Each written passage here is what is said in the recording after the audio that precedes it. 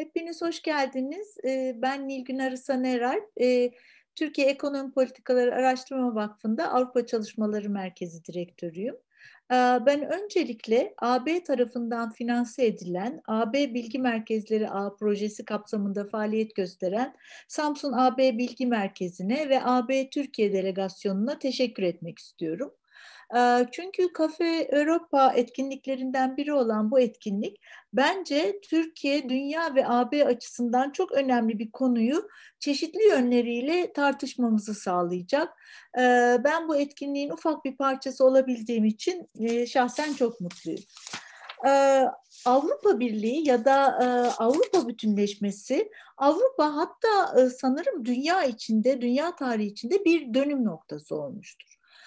İkinci Dünya Savaşı'nın neden olduğu yıkımın ardından Avrupa Birliği, o zamanki adıyla Avrupa Ekonomik Topluluğu ama ben Avrupa Birliği diyeceğim genel olarak bütün açış konuşmamda. Avrupa Birliği milliyetçi, korumacı yaklaşımlara ve tek taraflı politikalara karşı kurallara ve değerlere dayalı bir çok taraflı sistem oluşturmaya çalışmıştır. Zaman içinde de aşamalı olarak bu sistemi toplumsal hayatın bütün kesimlerine, bütün sekmelerine yaymaya çalışmıştır. Bu değerleri tabii Eva Hanım çok ayrıntılı söyleyecek bu değerleri, kuralları ama bugünlerde herkesin ulaşmak istediği demokrasi, insan hakları, hukukun üstünlüğü, temel haklar gibi değerler bu değerler. Avrupa bütünleşmesi son yıllardaki kısa bir araya kadar da kısa bir arayı istisna tutarsak Amerika Birleşik Devletleri tarafından da özellikle başlangıç döneminde daha sonralarında da desteklenmiştir. Çünkü Amerika Birleşik Devletleri de İkinci Dünya Savaşı ertesinde çok taraflı bir sistem oturtmaya çalışıyordu dünyada. Avrupa Birliği kadar değerlere önem verdiğini söylemek mümkün değil Amerika Birleşik Devletleri'nin özellikle o dönemde, ama çok taraflı bir sistem oluşturma yönündeki gayretlerini destekliyordu Avrupa Birliği'ni. Maalesef bu çok taraflı, kurallara dayalı çok taraflı sistem AB tarafından oluşturulmaya çalışılan Soğuk Savaş döneminde ve sonrasında da daha çok Batı ile sınırlı kaldı. Daha sonra Soğuk Savaş ertesinde Avrupa Birliği çabalarıyla bir miktar Merkezi ve Doğu Avrupa ülkelerine ve Batı Balkanlara yayılmaya çalıştı bu değerler ve kurallara dayalı çok taraflı sistem. Şu anda dünya, Amerika Birleşik Devletleri, Avrupa Birliği ve Türkiye COVID-19 ile mücadelenin de çok zorlaştırdığı bir dönemden geçiyor. Dünyada çok kutuplu bir sistem ortaya çıkmış durumda ve bu durum birçok alanı olduğu gibi evrensel değerleri de etkiliyor. Her ne kadar son zamanlarda Biden yönetiminin çabalarıyla transatlantik ilişkilerin yeniden güçlenmeye başlanması bir umut ışığı olsa da çok kutupluluk, tek taraflı eğilimleri güçlendirerek kurallara, değerlere dayalı çok taraflı eğilimleri, politikaları zaman zaman tehdit ediyor. Bunu Trump yönetiminde gördük.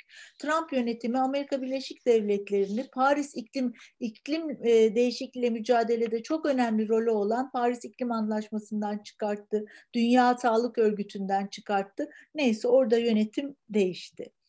Covid-19 aynı zamanda popülist otoriter rejimlerin de kendi korumacı, milliyetçi söylemlerine ve politikalarına bir alan açmış, bir gerekçe oluşturmuş durumda. Çin örneğini verebilirim buna. Bu global sorunlarda, biraz önce özetlediğim global sorunlarda en çok taraflılığı asli bir unsuru kabul eden Avrupa Birliği'ni zora soktu. Avrupa Komisyonu Başkanı Ursula von der Leyen geçenlerde yaptığı bir konuşmada çok taraflılığı Avrupa Birliği'nin DNA'sının önemli bir parçası olarak vurguladı. Avrupa Birliği entegrasyonu sorgulanıyor. Avrupa Birliği içinde de AB değerlerine aykırı popülist eğilimler ortaya çıkıyor Avrupa Birliği dışında olduğu gibi.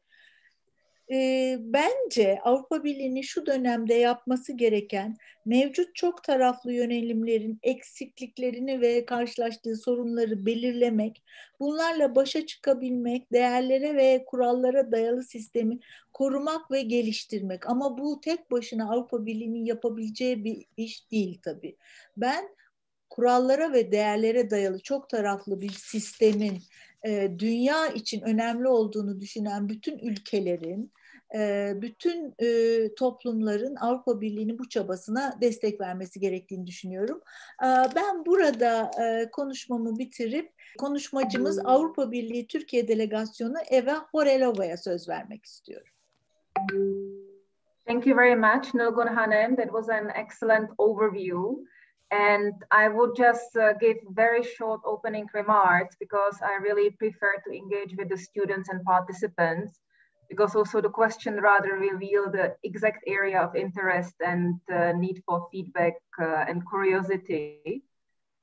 So very happy to be here with you. I know it would be much more exciting to be up there on the Black Sea, and I'm really still hoping that I will be able to travel in that area in Turkey. I assumed my post in Turkey in September 2018, so I was lucky that I still was able to see a bit more out of this beautiful and important country than Ankara, although Ankara is amazing as well. And on the topic of our meeting, indeed, Nilgün Hanım made an excellent overview and opening.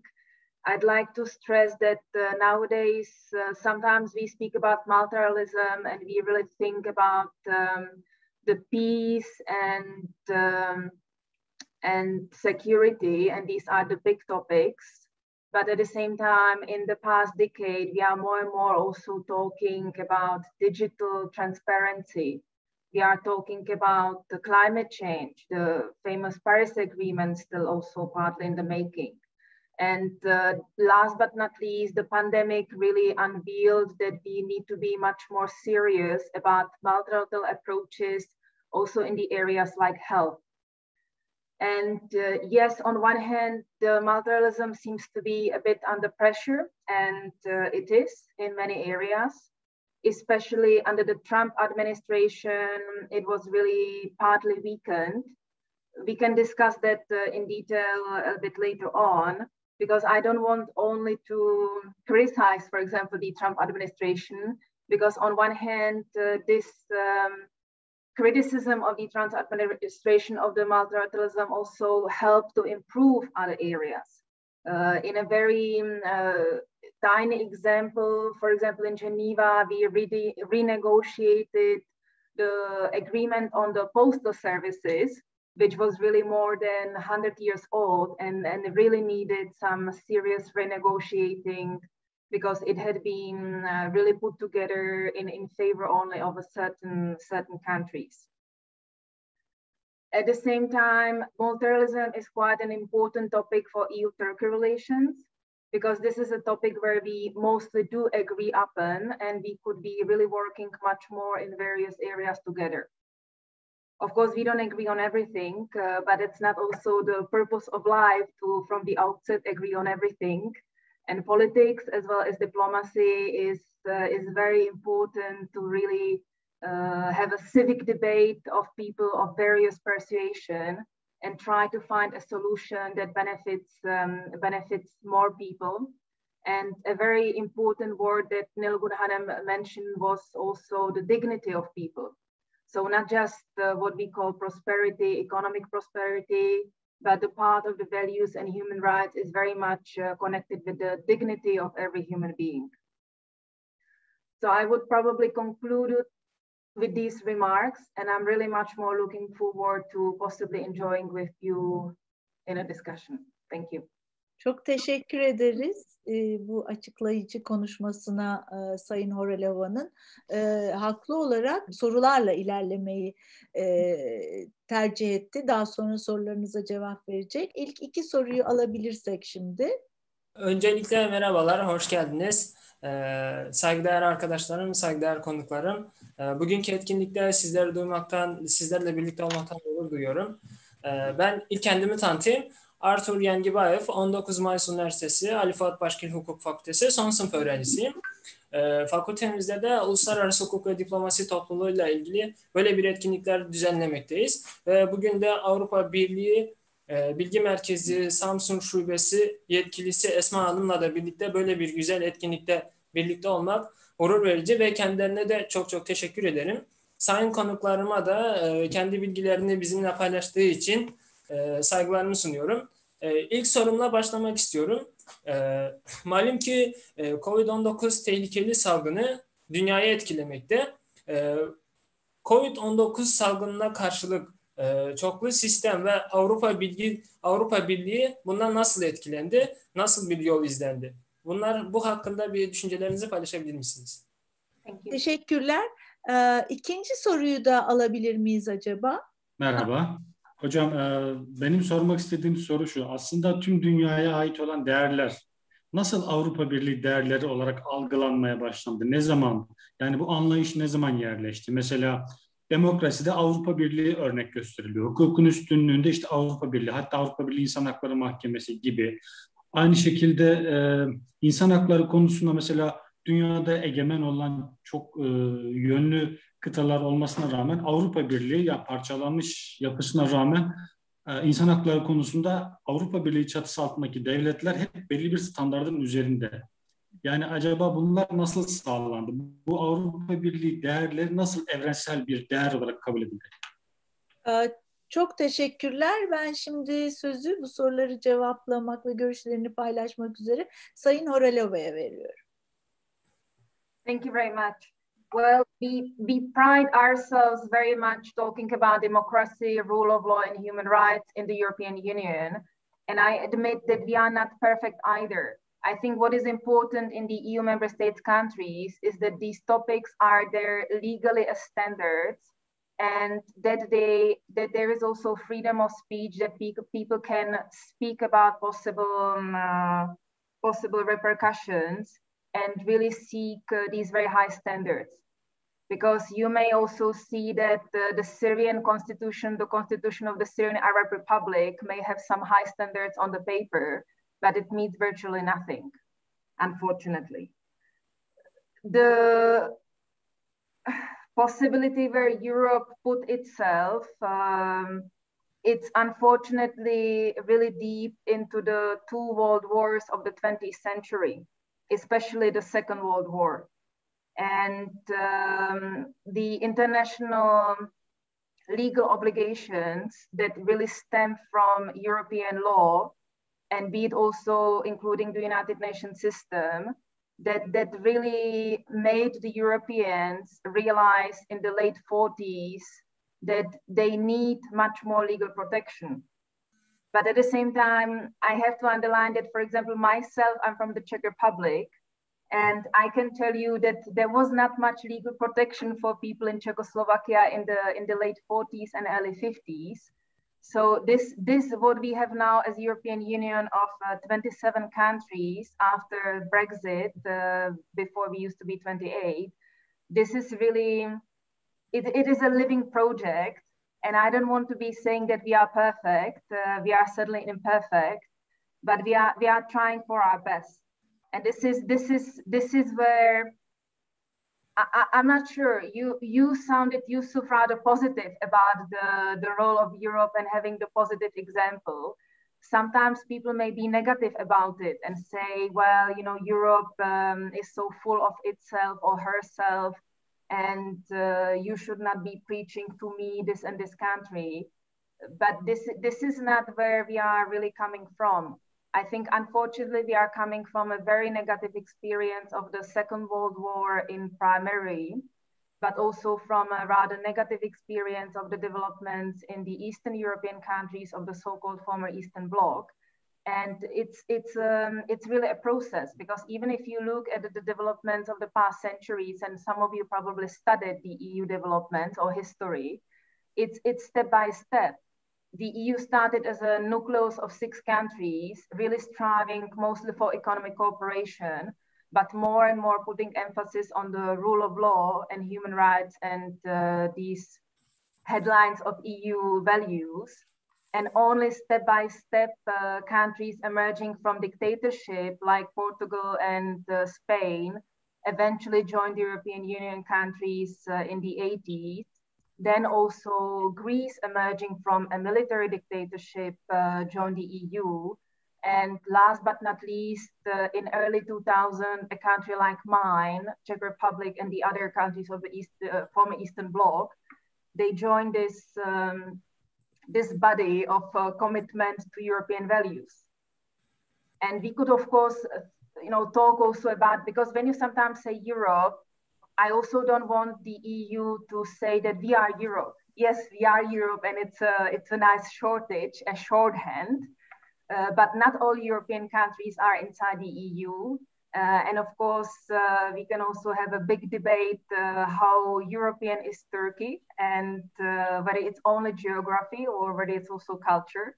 But the countries of so-called Western Balkans are very clearly on the European continent. Ukraine is a European country. Ultimately, Russian Federation is a European country. So in the broader system of Europe, we could also mention the Council of Europe. And this is also a body which has many high legal standards, but it's also a little bit, less functioning, or maybe having less leverage on enforcing these values on the members who may be a bit going astray. So then I'll go back also to Arthur, but happy to continue. Maybe it will be better to take one question after other, because the question may be quite different. So Arthur was more asking about the pandemic and the effect on the global system. Well, I think on one hand, it's very difficult to quantify, because you may also look the effect on the pandemic in every part of the global functioning.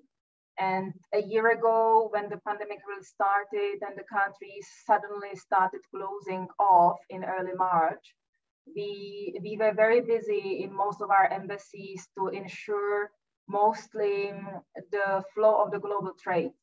So the flow of the global flow of people and the travel was really minimized, but it became increasingly difficult also to ensure the flow of the global trade. So it was not just about the pandemic's protection gear or similar issues, but really a very, broadly speaking, influencing every activity of human life. On a more framework level, the obvious point in our focus was the World Health Organization. It had been subject of many criticism, but again, let's face it, that's an organization which was stress tested by this pandemic. And on one hand, despite all the tragic, in particular in loss of human life, we are not now able to see where the gaps and shortcomings are. And hopefully we can work on that together with the other countries.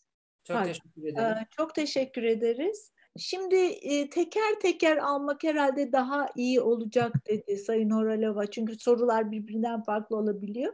Üçüncü soruyu rica edelim. Öncelikle böyle bir etkinliği düzenlediğiniz için sizlere ve katılan arkadaşlarıma teşekkür ediyorum. Sorum şu olacaktı. Avrupa Birliği değerleri olarak nitelendirilen değerleri Avrupa Birliği dışında da yaygınlaştırmaya yönelik herhangi bir Avrupa Birliği politikası var mı? Varsa nedir? The floor is yours, Eva.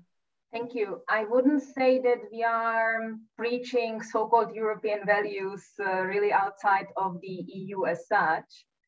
I would say there are two angles. One is, and that's also the case for Turkey, if a country wishes to potentially become a member of the European Union, it has to fulfill everything that comes with that.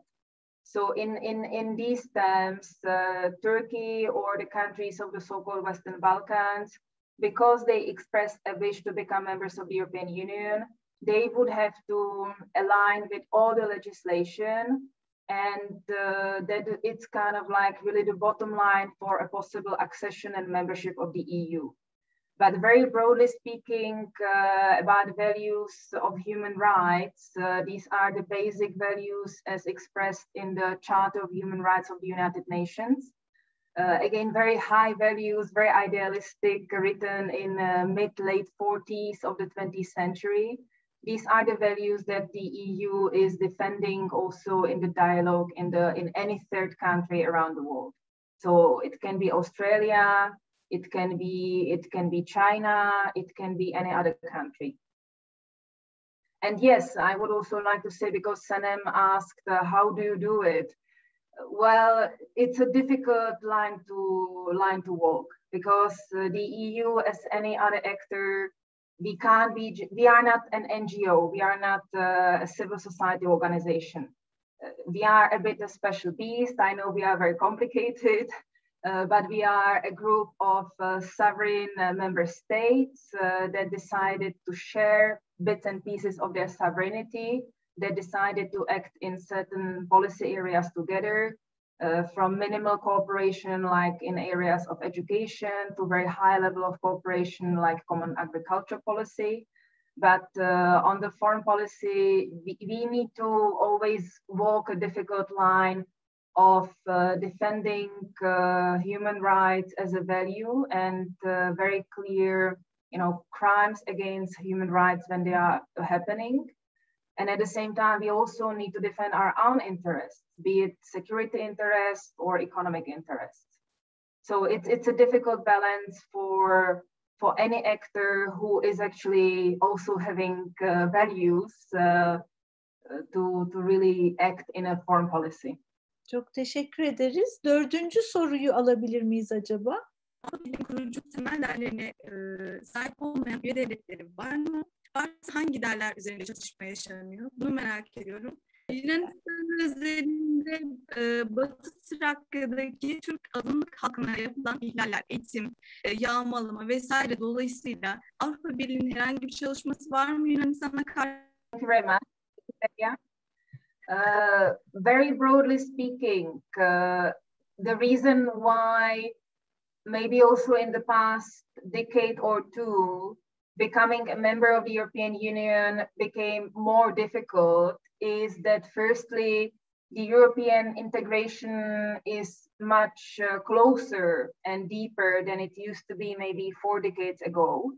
And also the member states realized that once a country is inside the EU, it's much more difficult to actually address a potential problem with the rule of law or corruption or the behavior of the country inside the European Union. One of the first problems which we faced was in the mid-90s. You are a bit younger than me and Nilgün, but some of you who studied the recent EU history may remember, and that was the case of Austria, when the far-right Austrian political party became part of the Austrian government. So there was a kind of political pressure from the EU member states back then, I think it was EU 15, on Austria to deal with that issue. And the most recent example is much more the situation in Poland and the judiciary and the changes into the nomination of judiciary in the highest court. And there is a procedure launched by the European Commission about the infringement of the European law in that regard. And there are also considerations regarding media law and some other issues regarding the developments in Hungary. I have to say my own home country, the Czech Republic, is sometimes not that far from certain infringements either. But that's kind of the bottom line where we are. It's admittedly, it's very difficult politically and legally to address misbehavior of an EU member state when it's a full member of the EU. There are, of course, legal possibilities if it's a very clear non-implementation of the EU law. Then there is a legal proceeding, but some of these situations are not so clear-cut. And of course, then there are also breaks. A misbehaving member state can also put on the EU cooperation. So it's a difficult situation. But I have to say, Daria, I'm not very knowledgeable about the situation of the so-called Muslim community in the Western Thrace. I know that there is a lot of tension between Turkish authorities and Greek authorities, even about naming the problem. I know that even when we provide a press review of Turkish press, where Turkish press is referring to Turkish minority in Greece, then we are always, questioned by the Greek colleagues saying there are no Turkish minorities in Greece, only Muslim minorities. So honestly, I haven't really heard what the real problems are, as you mentioned, the confiscation of real estate, etc. I know that Greece and Turkey are working quite closely also on the issue of imams being active in these areas, and that it's quite a big topic between Greece and Turkey. Not an easy one, but I haven't really seen that being reported as a major problem. What is reported as a major problem is the disagreement between Turkish and Greek side regarding the situation on the islands, the search and rescue operations, and the so-called pushbacks, when you have allegations on both sides about the so-called pushbacks.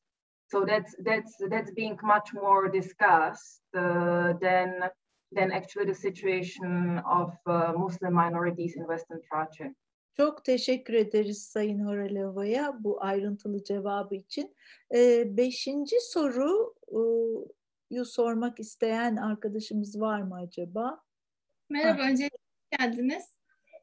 Ben soracaktım. Avrupa Birliği ilke ve değerlerine uymayan ülkelere ister üye olsun ister olmasın bunlara karşı ne gibi yaptırımlar uygulamaktalar? Just let me make one correction. I think let me say it. Zannediyorum Müslüman üye olan ülkelere ve aday ülkelere, AB değerlerine uymayan aday ülkelere de ne tür yaptırım demek istedi. Demiyor ülkem, aday ülke. As I alluded in one of the answers, the main issue is legality and rule of law. So it always have to be a problem, a so-called infringement on existing European law. So of course, when we have a talk about EU values, they are then subsequently enshrined in concrete legislation and concrete legal framework. So when then a member state infringes on a legal framework, then the European Commission can start a so-called infringement procedure. And that's a whole procedure that starts with a warning to that member state and giving the member state a certain time for changing the legislation, for addressing the problems as described in that infringement. And if nothing happens in that certain time frame, then the case goes to the European Court of Justice. It's slightly different, broadly speaking, with candidate countries or any other third countries, non-members of the European Union.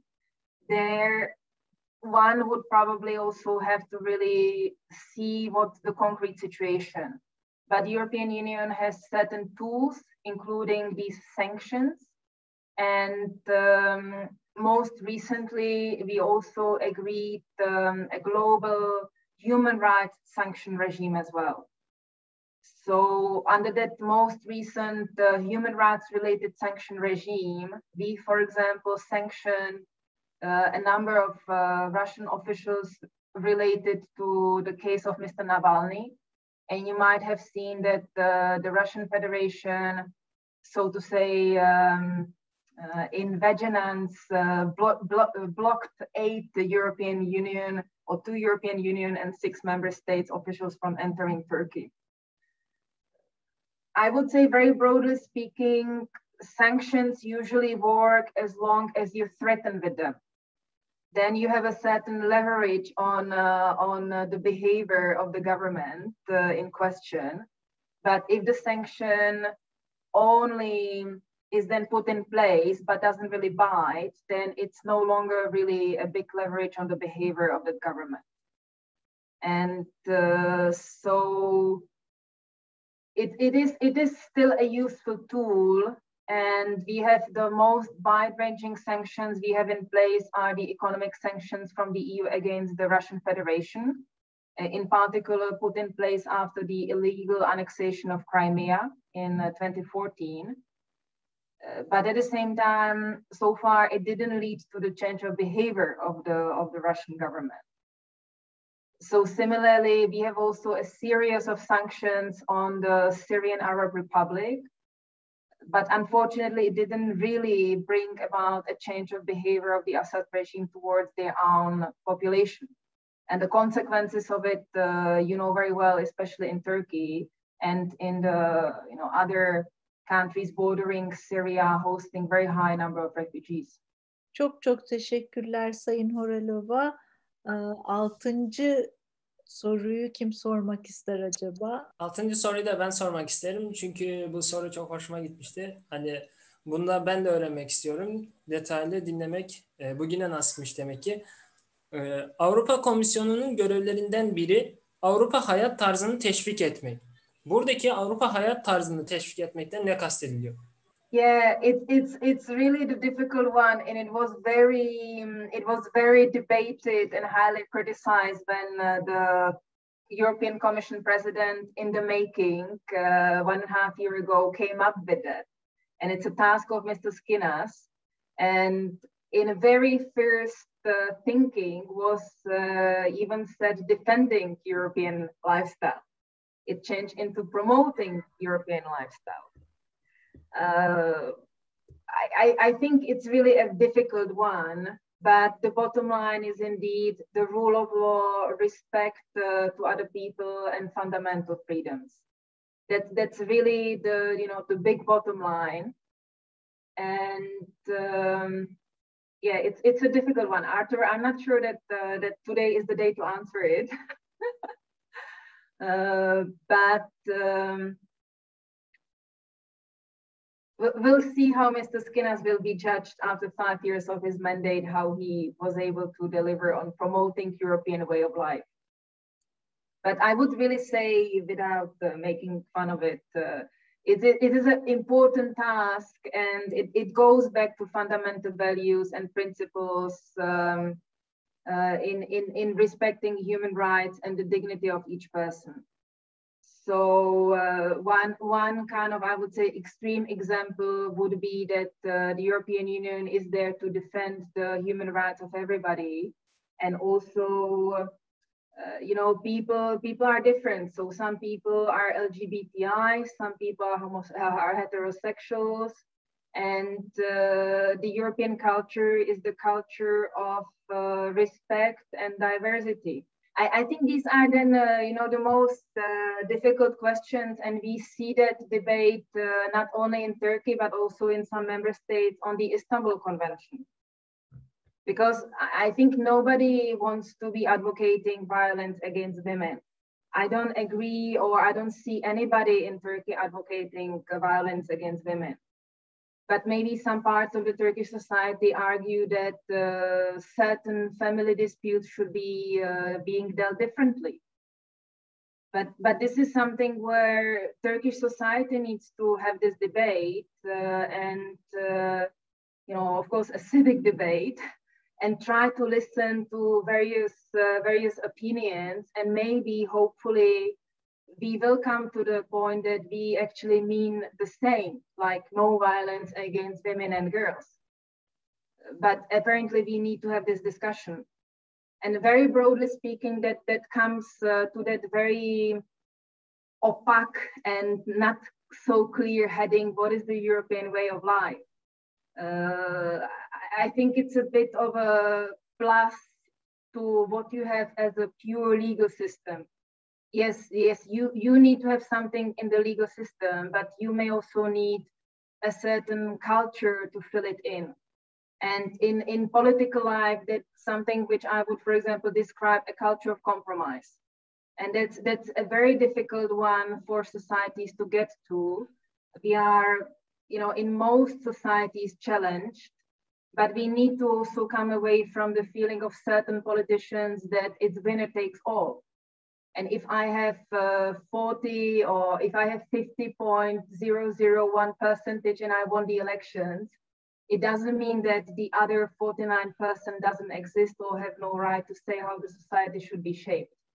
Çok teşekkür ediyoruz Sayın Horelova'ya. Yani evet, Avrupa yaşam tarzı Avrupa içinde de tartışılıyor ne olduğu. Biz bile Türkiye'de hakikaten bir hani Türkiye yaşam tarzı üzerinde anlaşabilmiş değiliz. Zor bir soru hakikaten. Biraz da galiba uygulamada görülecek, hani o birimin yapacaklarıyla iyice ortaya çıkacak.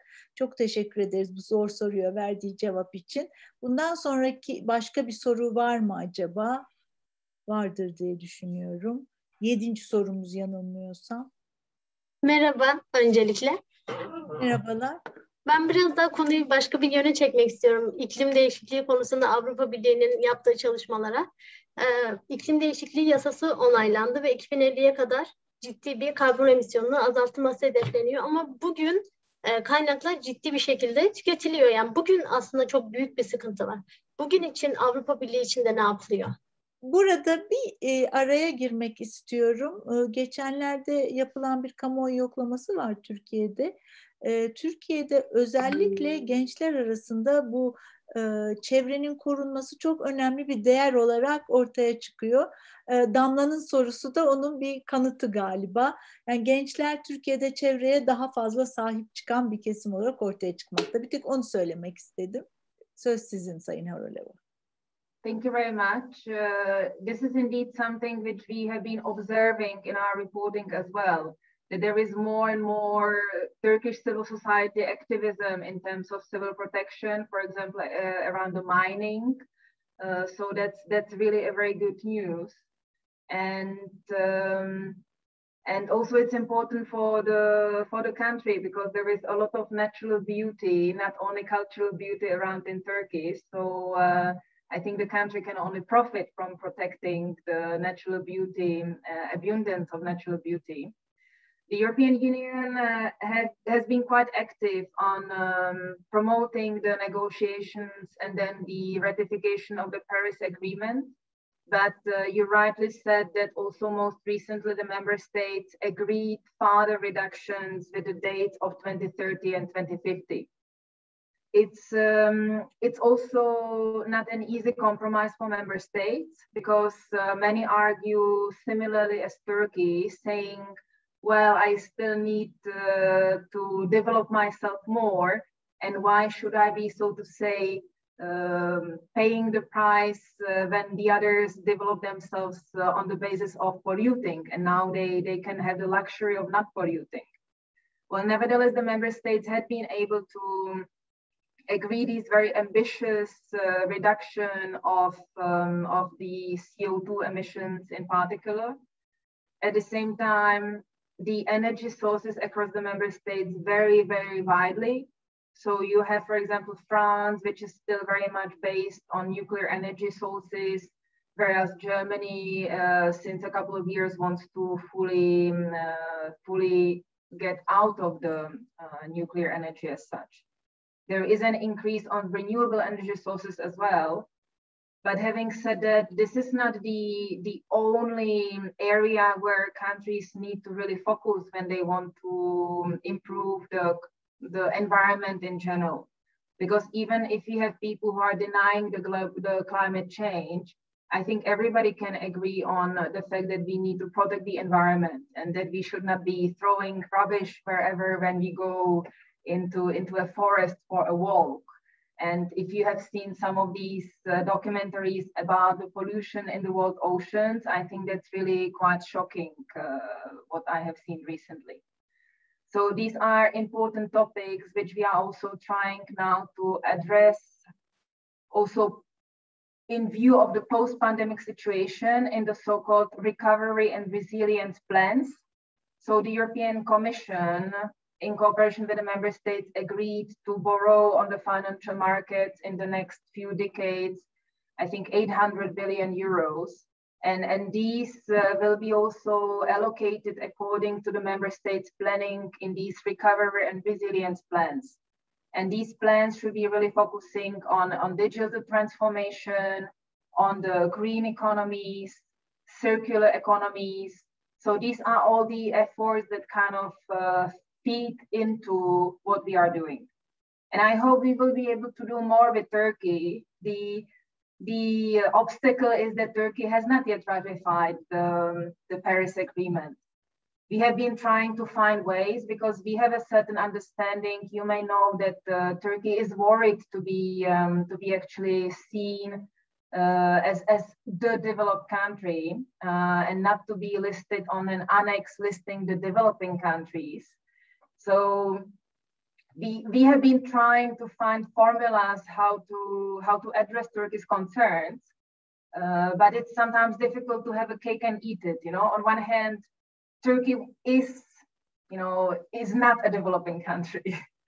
I know that everybody has his and hers challenges, and for example, the southeast of Turkey is quite underdeveloped. But in general, Turkey cannot be really seen as a developing country, although it has its challenges.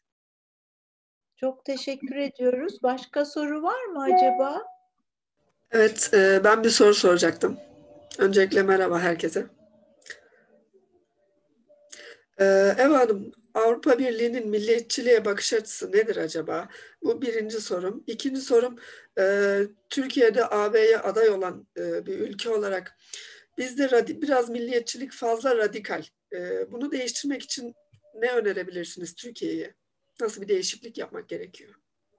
It's a good question, but not necessarily a question for a bureaucrat to answer or for a diplomat to answer. It's more a question for a politician to answer. The challenge of working for rather an institution and not,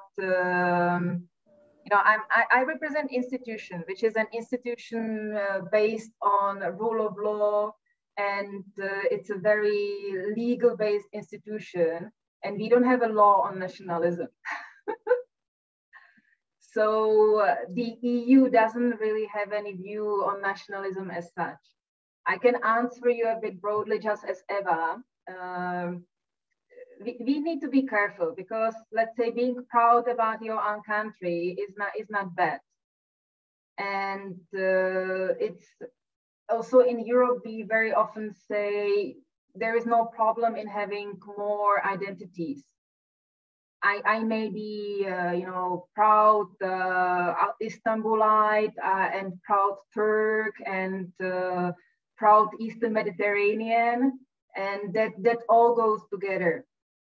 I think what becomes a problem, which you probably mean with nationalism, is when certain leaders or political parties argue that your nation is better than the others. And that is a danger. That is a danger which the society needs to be very careful about. And again, in the history of 20th century in Europe, we have very tragic examples where society can go when falling into this trap. And it goes a bit back to Arthur's European way of life or anybody's way of life. No, nationalism is not necessarily bad.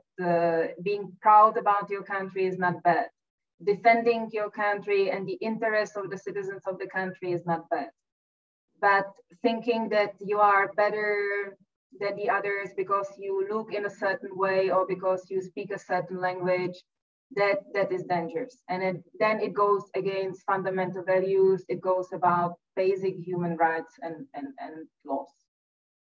Ben de Sayın Horelova'nın kurum adına değil ama kendini temsil ederek kişisel olarak verdiği bu cevaba kesinlikle katılıyorum. Milliyetçilik çok kültürlülüğe, farklı uluslara, farklı kökenlere saygıyı engellediği zaman sorunlu bir kavram olarak ortaya çıkıyor. Ben şahsen her zaman vatanseverliği galiba milliyetçiliğe tercih eden bir kişi oldum. Onu araya girerek söyledim. Başka soru var mı? Evet, ben de bir soru sormak istiyorum. Çok taraflılık ilkesi Avrupa Komisyonu Başkanı tarafından Avrupa Birliği'nin DNA'sı olarak nitelendirildi. Acaba bu konuyu daha açabilme şansı var mı? Hem de bizi aydınlatması bakımından. Well, what is probably meant by the Commission President whom you quoted is really multilateralism is what the European Union is about. It's the way that that European Union was put together, and the very basics of multilateralism is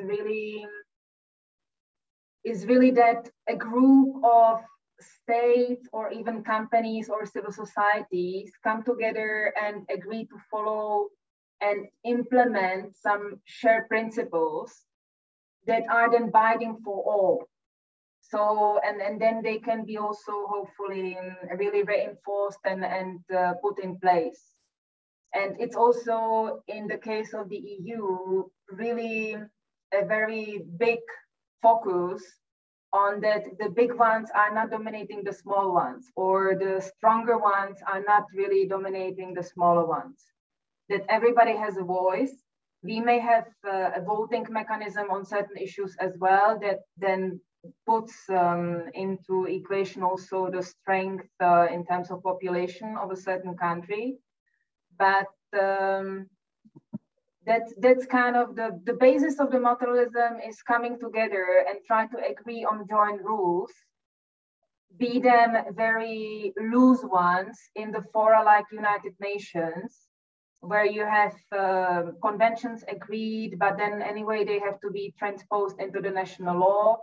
You may have very, closer cooperation in multilateralism like the Council of Europe, which you know very well. But you may have even closer integration, and as the example of the EU, of member states even sharing parts of their sovereignty for the global, bigger cooperation together. So I would say the DNA in the EU means that the member states agreed to come together, agree common rules, and they also agreed that if there is a disagreement, they will sit down, and even if it drags and takes time, they will try to negotiate and find a peaceful solution in the civic debate instead of forcing, for example, the solution on the others by force. Başka bir soru var mı acaba? Zannediyorum hani son sorumuz olacak herhalde. Yoksa ben bir soru sormak istiyorum Sayın Horelova'ya. Özellikle Trump yönetimi döneminde Avrupa Birliği iklim değişikliğiyle mücadelede en önemli aktör olarak ortaya çıktı.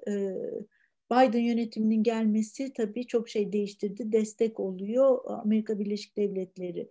Ama sizce dünyada iklim değişikliğiyle mücadele birkaç ülkenin ya da Avrupa Birliği ve sadece Amerika Birleşik Devletleri'nin mücadelesiyle mi başarıya ulaşabilecek bir amaç diyeyim, iklim değişikliğiyle mücadele, yoksa çok taraflı bir çaba mı gerekiyor iklim değişikliğiyle mücadelenin başarıya ulaşabilmesi için? Well, the environment or climate change specifically is really a case in point, maybe now also with the pandemic, that showed that the world is deeply interconnected, and that the world then also needs cooperation, and it cannot be only one country or one continent to lead, so to say, healthy lifestyle, which is very nice to the environment, because whatever you do, let's say in Asia, is then with interconnected waters of the world, bringing the possible negative consequences to the shores of the others as well. So that's why it is so important that we have these discussions with everybody. And the droughts in many African countries are indeed connected to the change of the temperature in the global climatic system. And I would really like to underline that again, even those who may think, I don't believe in climate change, or let's say, I don't believe it's man-made, human-made, it is happening. And it needs to be addressed. And I hope that everybody, again, can agree that that environment needs protection.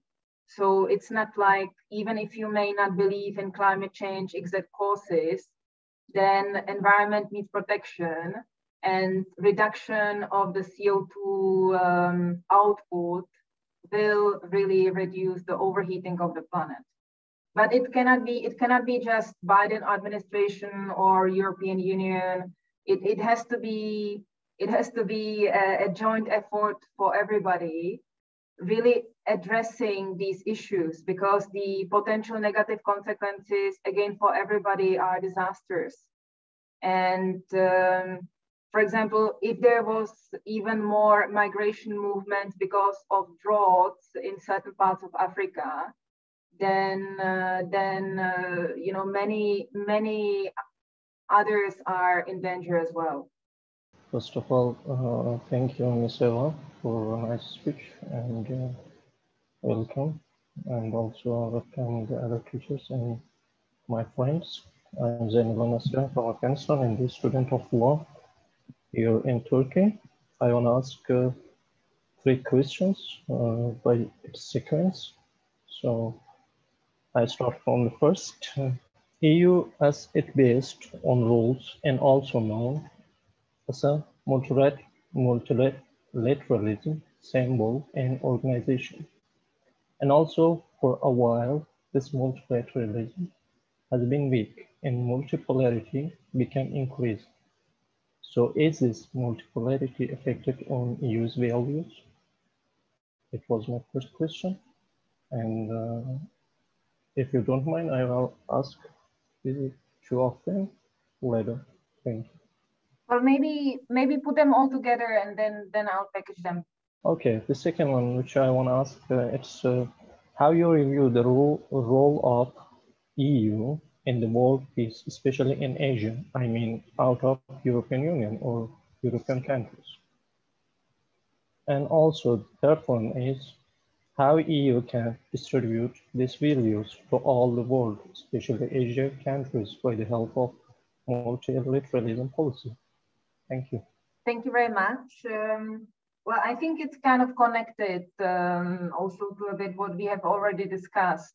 The multilateralism and the EU values, that's also always the balance between defending our own interest and promoting economic cooperation and security, but also really talking for those where the human rights and the values are under attack, and in particular the universal human rights, and in particular in the countries where also the host country in question did commit to the multilateralism values. Because if you have a country, for example, that didn't commit to a certain convention, then it's difficult to make that country responsible for not implementing it, and it's lacking the legal basis.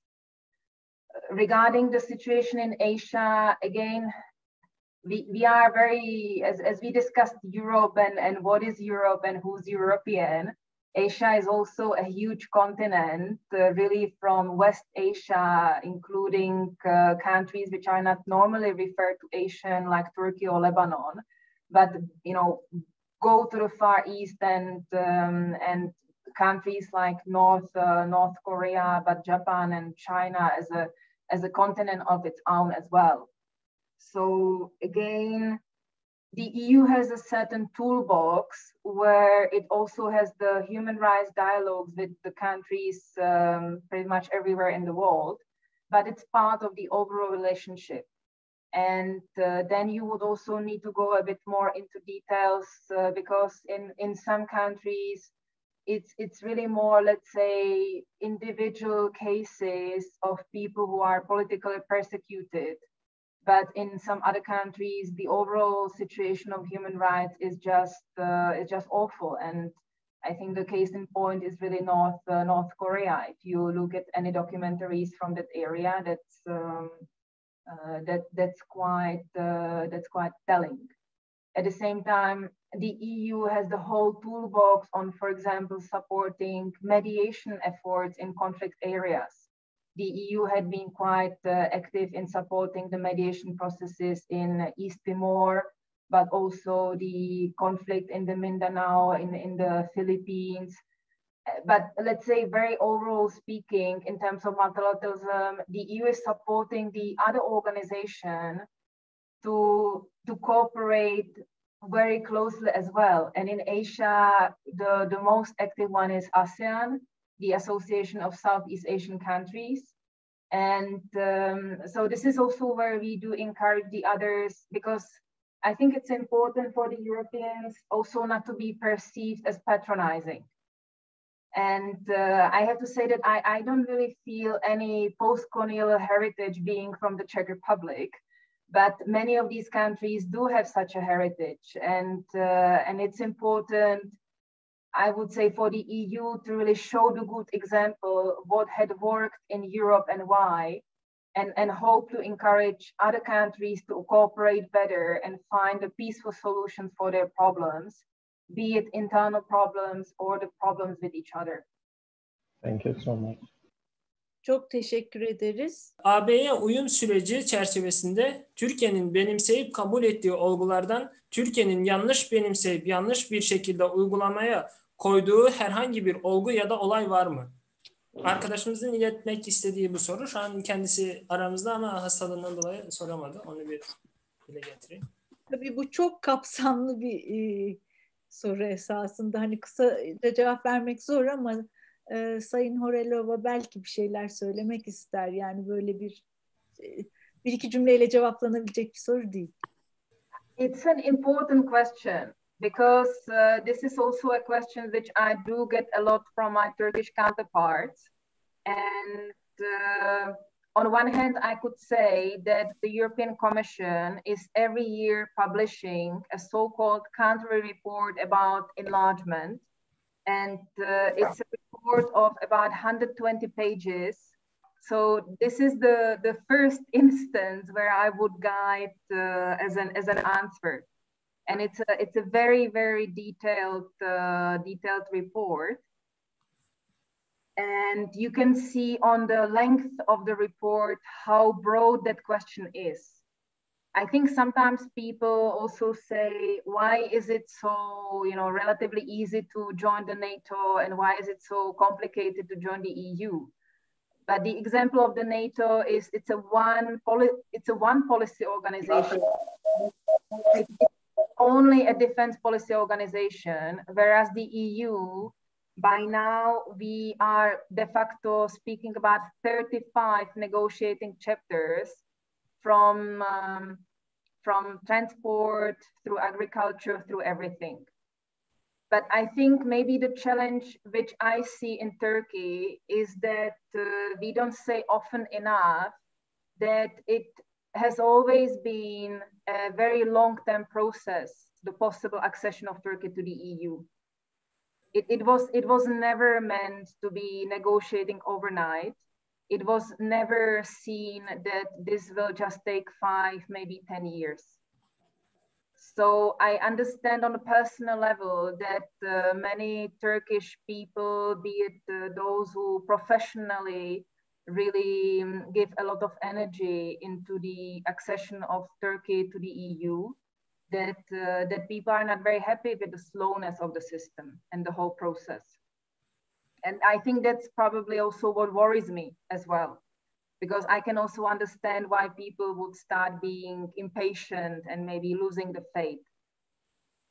On the good side, maybe we need to be really talking more about what really helped or what supported the development of Turkey already on this process of European integration. Because the so-called Europeanization of Turkey in many areas over the 15 years was very beneficial to Turkish people. And it goes, from certain really just phytosanitary levels and legal improvements in that area. It goes through improvements in business, supply chain, etc. And maybe we are just not talking enough about that. But as Eva, on a personal level, I understand that it can be really discouraging that it goes so slowly.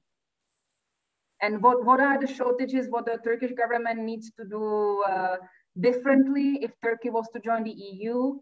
That's the whole report of the European Commission about Turkey and enlargement process. Teşekkürler. Bir soru daha var. Emin Küçük bir soru sormak istiyormuş. Eva Hanım, öncelikle size çok teşekkür ediyorum. Sorularımızı çok samimi bir şekilde yanıtladığınız için. Benim sorum Kıbrıs'la alakalı bir soru olacaktı.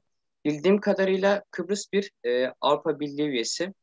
Ama Avrupa Birliği Kıbrıs'ı bir bütün olarak kabul ediyor. Ama Türkiye Kıbrıs'ı iki farklı devlet olarak kabul ediyor.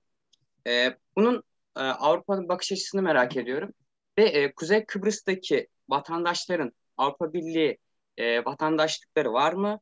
Ve Türkiye'nin Kopenhag kriterleri çerçevesinde Avrupa Birliği muktesebatını kabul etmesini gerektiğini biliyoruz. Hani bu Avrupa Birliği üyeliğini zorlaştırır mı Türkiye'nin? Bunu sormak istiyorum. Bir de ikinci olarak biz gençlere Avrupa Birliği projeleri açısından neler tavsiye edersiniz kendimizi geliştirmek adına? Çok teşekkür ederim. Sağ olun. Yes, thank you very much. On the question of Cyprus, the Republic of Cyprus as the whole island was admitted to the European Union in 2004. So indeed, legally speaking, the whole territory of the island is considered by the EU as a member state.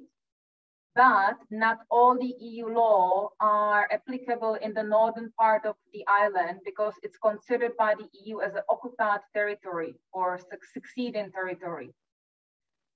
I think Republic of Turkey is, I think, the only country in the world that politically and diplomatically recognizes the so-called Turkish Republic of Northern Cyprus. So there are no other countries that recognize that entity as an independent country. And also, when we speak about multilateralism, the Republic of Cyprus is a member of the UN, representing, legally speaking, the whole island. Having said that, it was not probably the best decision of the member states back in 2004 to admit Republic of Cyprus before the Annan referendum as a member of the EU. Because the membership happened in May 2004. Everybody was very hopeful that the communities will agree on the so-called Annan plan in November 2004. But unfortunately, it didn't happen. And unfortunately, it was the Greek community that voted down the Annan referendum. So the situation on the island is still a divided situation. You probably saw this week the talks in Geneva, not really bringing anything. Very unfortunately, the talks in Crans-Montana back in February 2017, they also collapsed. And now we are, very slowly, in very difficult ways, trying to come back to have the two communities, the Greek Cypriot community and the Turkish Cypriot community, to find ways back to the table. But I would say it really has to be an agreement on the island. But broadly speaking, yes, the whole island is seen as a member state of the EU. And the Turkish Cypriots, broadly speaking, are EU citizens as well. But the details of the legal situation, I don't know. But even if you may go to the website of the European Commission representation in Cyprus, and I'm quite sure that colleagues are explaining the legal situation as such. That, of course, ultimately negatively influences the relationship with Turkey as well, even on certain purely legal questions of access to harbors and overflight rights in the Eastern Mediterranean. So even forget all the tensions around the maritime lines and possible rights of hydrocarbon exploration. At the same time, I think everybody is relieved that we are now trying to set this positive agenda between Turkey and the EU. So I really personally hope that we will at least sustain more discussing what we have as differences instead of any demonstrations of powers in the Eastern Mediterranean. So Cyprus, a difficult question, difficult legally and politically. And the second part, I now forgot, Nilgün, or what was the second part? Oh, the EU accession process again. Yes. Yes. Thank you very much. Again, I would direct you to the 120 pages of the European Commission annual report on Turkey. And there is also a Turkish version in case you are not so strong in reading English. The Directorate for the European Union, as part of the Turkish MFA, is also always preparing a Turkish language version. And it may be it's actually quite a technical report in a way, so it may be more opportune or easier to read it in Turkish. But in terms of Copenhagen criteria, these are in particular the political criteria, which are the rule of law, stability of institutions guaranteeing democracy, and respect to minorities, and again, very general human rights. And all the issues are listed in the annual report. And these are issues from really questions about where the Turkish democracy goes, because on one hand, the ballot box in Turkey still works. And yes, there are elections, but one needs to start asking whether the environment for the elections is still free and fair, including media access. Then we have big differences on, for example, the position of HDP, and broadly speaking, the removal of the HDP mayors in the southeast using the anti-terrorism legislation, which also the EU assesses that is being used very strictly and very broadly in Turkey. And it goes through the nomination process for the Council of High Judges and Prosecutors. But I welcome you to read that report. I know it's not like very exciting reading, and I'd be also open to engage with you on the report as such. Çok teşekkür ederiz. Başka bir soru yoksa ben sorabilirim. Tamam. Son sorumuz diyelim. Evet. Uygun mudur? Devam edebilir miyiz bilmiyorum. Canberk bir soru soracak şimdi. Zaten sorum çok kısa. Benim soracağım soru şu, kendisine özel olarak cevaplamasını isterim. Sizce yani Türkler ne kadar Avrupalı? Bunu sormak istiyorum. Çünkü bakıldığında yani Avrupa Birliği'ne giriş aşamasında Türkiye'nin önüne konan birçok şart var. Yani mesela işte Kıbrıs gibi, onun dışında işte jeopolitik konudan kaynaklanan birçok farklı unsur gibi. Ama en önemlilerinden biri de yani bütün Avrupalı devletlerin belki de bu ağzındadır. Türklerin ne kadar Avrupalı olduğu. Kendisi bu konuda ne düşünüyor? Az önce Avrupalı olmaktan gurur duyduğunu söyledi. Ben de merak ediyorum açıkçası.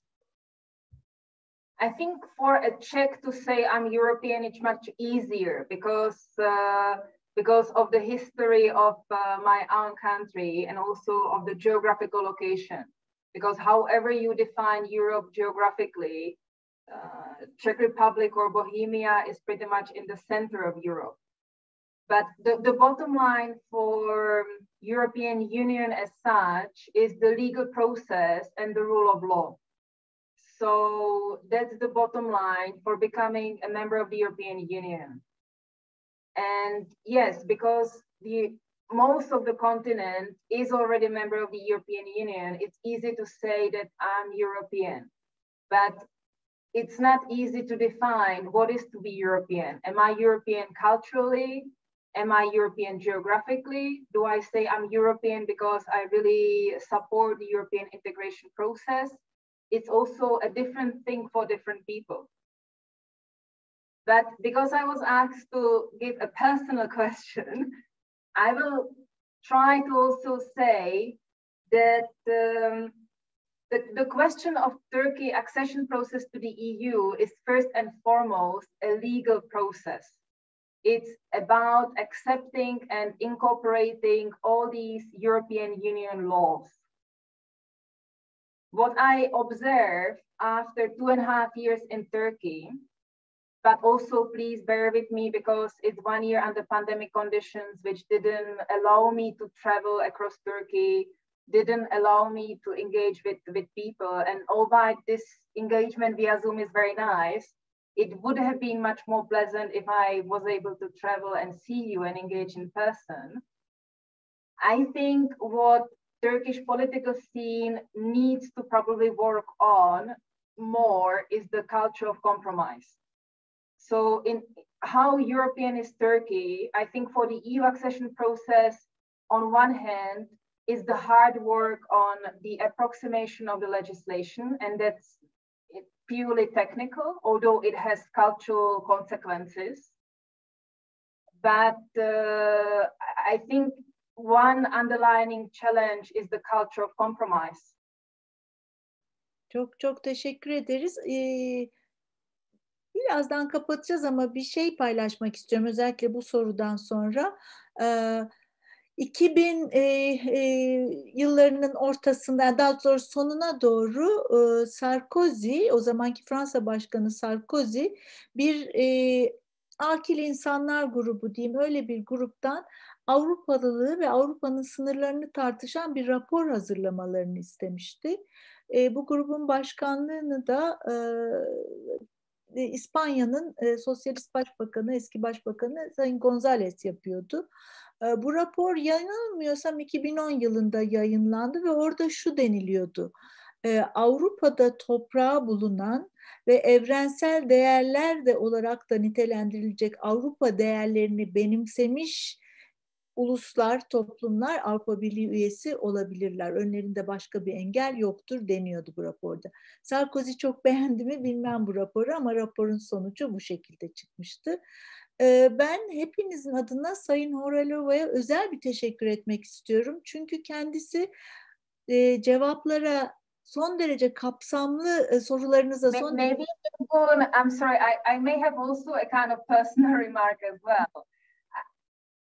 I think please go ahead. It really is important to be striving for what we think is best, even if it takes time and even if it may not be tangible tomorrow. And because you made this remark, it just reminded me that I also sometimes tell students, I was born in late 70s in Czechoslovakia in the Eastern Bloc, in a country that doesn't exist anymore, where my first foreign language I had to learn was Russian. And my parents in the 80s would have never thought that in year 2021, I would be representing European Union in Turkey. So I also think if you really see as young generation, upcoming politicians or lawyers, civil servants, business people, etc., if you personally are, for example, for this closer integration of Turkey into the EU, and it doesn't exclude, of course, very close relationship of Turkey with Central Asian countries. It doesn't exclude having, hopefully one day again, good relations with Syria or the whole of Iraq. But I also think that that Turkey has a lot of potential. And I wish that the especially young generation will harvest on the potential and not get a bit frustrated or disquiet or discouraged because maybe today it's not so easy. Thank you.